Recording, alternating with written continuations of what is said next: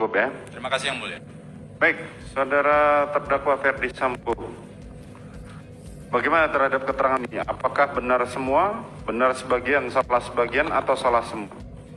Terima kasih Yang Izin mulia, saya izin. Ya, silakan. Terima kasih Yang Mulia. Ada beberapa yang tidak benar yang harus kami Oke, sampaikan. silakan. Pertama terkait dengan senjata stayer itu tidak melekat di istri saya. Itu hanya digunakan pada perjalanan keluar kota oleh ajudan.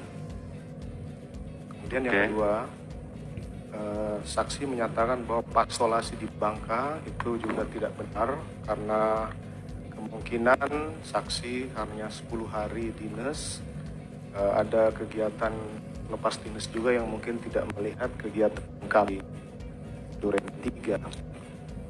Nah, selanjutnya saya kira juga dalam kesaksian saya kemarin pasti akan berbeda pada dan saksi pada hari ini.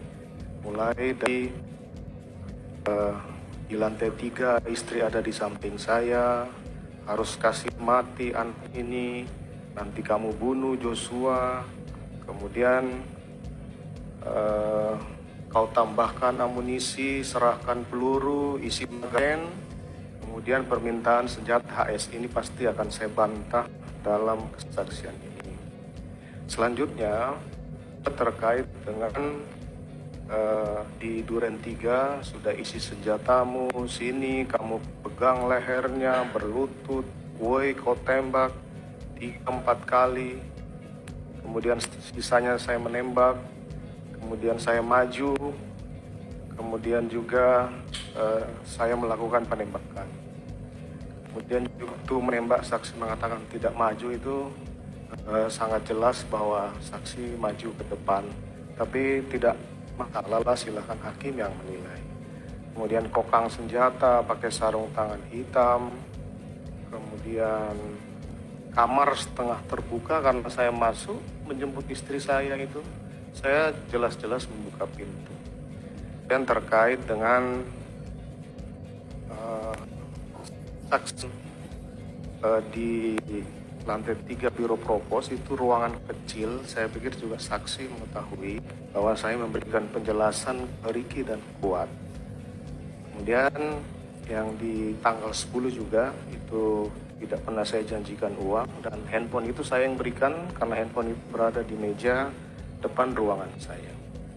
Kemudian selanjutnya Yang Mulia saya sampaikan bahwa ternyata keterangan kebohongan tanggal 5 itulah ya, kemudian saya dijemput oleh Bintang 2 dibawa ke Mabes Polri dan kemudian saya dipatsus. Saya tidak pernah tahu keterangan tanggal 6, tanggal 8. Tanggal 8 lah setelah istri saya diancam akan ditersangkakan, saya sampaikan semuanya. Tapi apa nyatanya ternyata juga ditersangkakan dan diterdakwakan. Ini perlu saya sampaikan. Kemudian yang terakhir Yang Mulia,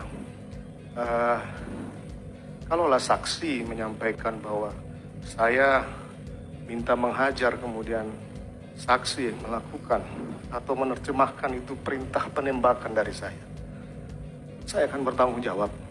Tapi kita berdua yang bertanggung jawab. Kuat, Ricky, istri saya jangan kau libatkan. Saya akan bertanggung jawab terhadap lakukan. Tapi tidak, saya akan bertanggung jawab terhadap apa yang tidak saya lakukan. Yang Mulia, saya di bawah Bintang 2 ke Mabes Polri, keterangan kebohongan dia tanggal 5. Tapi kemudian saya merubah dan mengakui semuanya itu di tanggal 8 dengan berita acara yang ada.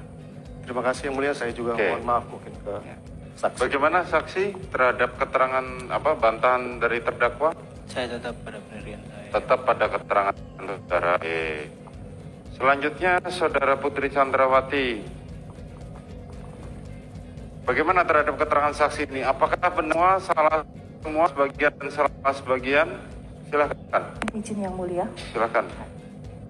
Yang pertama adalah bahwa tanggal 4 Juli itu saya tidak terbaring, tapi saya duduk selonjoran di sofa karena tidak enak badan. Selanjutnya adalah saya hanya berusaha disupirin oleh Dek Richard, tujuan adalah ke Magelang. Saya tidak pernah memberikan perintah kepada Kuat untuk membawa mobil.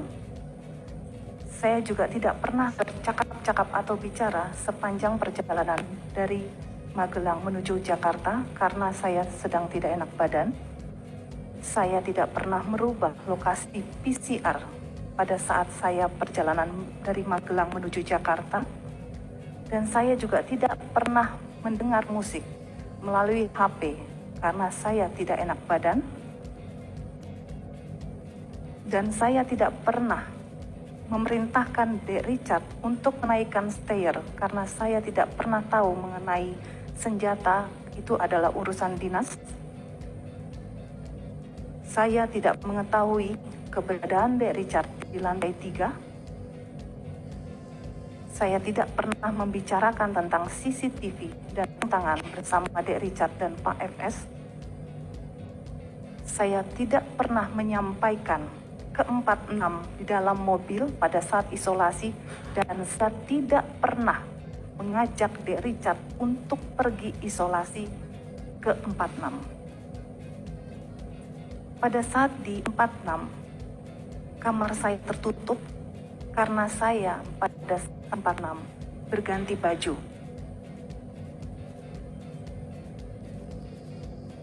Saya memanggil Dek Richard untuk ke lantai 2 untuk bergabung bersama Rick Kuat dan Pak Ferdi Sambo, dan saya memberikan P maupun menjanjikan uang dan memberikan terima. Itu saja. Bagaimana saudara? Mohon maaf, masih ada. Masih ada lagi? Saya tidak pernah menyampaikan bahwa Yosua adalah ajudan saya, tetapi di driver yang ditunjuk oleh suami saya untuk membantu saya selaku bendahara Bayangkari pengurus pusat.